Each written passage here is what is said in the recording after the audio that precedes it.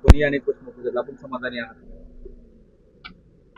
त्यांच्या कुटुंबाची भेट घेतल्यानंतर मला माझ्या आयुष्यात मी 16 वर्ष कसे काढले ते मला जास्त आधी आठवले, कारण असाच दुःखाचा प्रसंग माझ्या पण आयुष्यात आला होता. फरक एवढाच होता की आज त्यांच्यासोबत गाव उभं आहे, माझ्यासोबत कुणी नव्हतं. आता तुमची फसवणूक झाली त्याच्यामध्ये राज राजीनामा घेण्याचा जो विषय आहे, मात्र तो राजीनामा घेतला जात नाही. अनेक अजित पवार जे आहेत ते धनंजय मुंडे यांना थेट पाठीशी घालतात. आपली काय मागणी आहे? नाही, ते पाठीशी घालणार नाहीत. हां.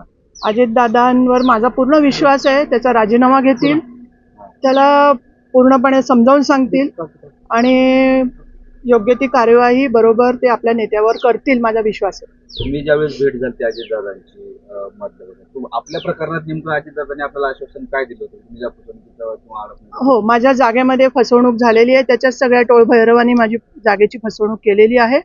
त्याच्यामुळे मी अजितदादांना एक निवेदन दिलं होतं आणि अजितदादांनी त्या निवेदनावर मला आश्वासन नाही तर खात्री दिलेली आहे आणि मला सांगितलंय 15 तारखेनंतर मी तुमच्या या जागेच्या संदर्भामध्ये योग्य ती कार्यवाही करतो. वारंवार धनंजय मुंडेंच्या राजीनाम्याची मागणी केली जाते, काय तुम्हाला? हो, मी पण करणार आहे, वारंवार करणार आहे. मी तर मागणी नाही, मला तर असं वाटतं त्यांनी समोरून स्वतःची नैतिक जबाबदारी, बीड जिल्हा आज एवढा भयमुक्त होण्यासाठी त्यांनी स्वतःची नैतिक जबाबदारी स्वीकारावी आणि थोडं गावागावात काम करावं आणि आपली जी लालच आहे त्याच्या मनात जी मंत्रिपदाची ती त्यांनी बाहेर काढावी.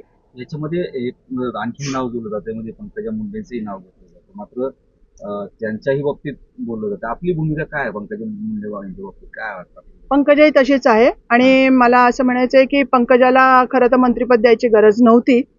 हा महाराष्ट्र शासनाचा निर्णय आहे, पण एका जिल्ह्याला 2 मंत्रिपदाची आवश्यकता नव्हती आणि आता तर राजीनामा घेऊन ह्याचं तर पहिले मंत्रिपद काढावं हे माझी मागणी आहे आणि अजितदादा त्याच्यावर नक्कीच काहीतरी न्याय करतील. 302 सारखे गंभीर गुन्हे दाखल असताना कुठेतरी गुन्हेगाराच्या समर्थनार्थ अनेक आंदोलनं उपस्थित झालेली गेल्या काही कालावधीमध्ये पाहायला मिळाली. काय योग्य वाटतंय काय?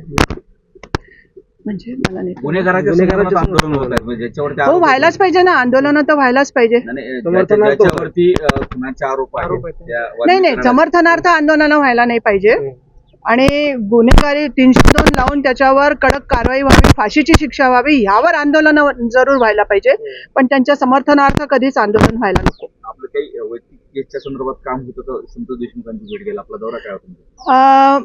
एक तर माझे चुलत सासरे आहेत ह्याचे सुधाकर महाजन जे धाराशिवला असतात, ते 14 तारखेला त्यांचं देहावसान झालं असल्यामुळं त्यांना भेटायला मी धाराशिवला आले होते.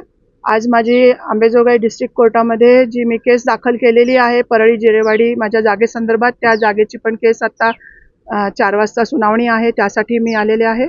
आणि मसाजोगचं दुःख हे माझं दुःख होतं, संतोष भाऊंच्या घरचं दुःख हे माझं दुःख, मी स्वतः समजून आलेली आहे.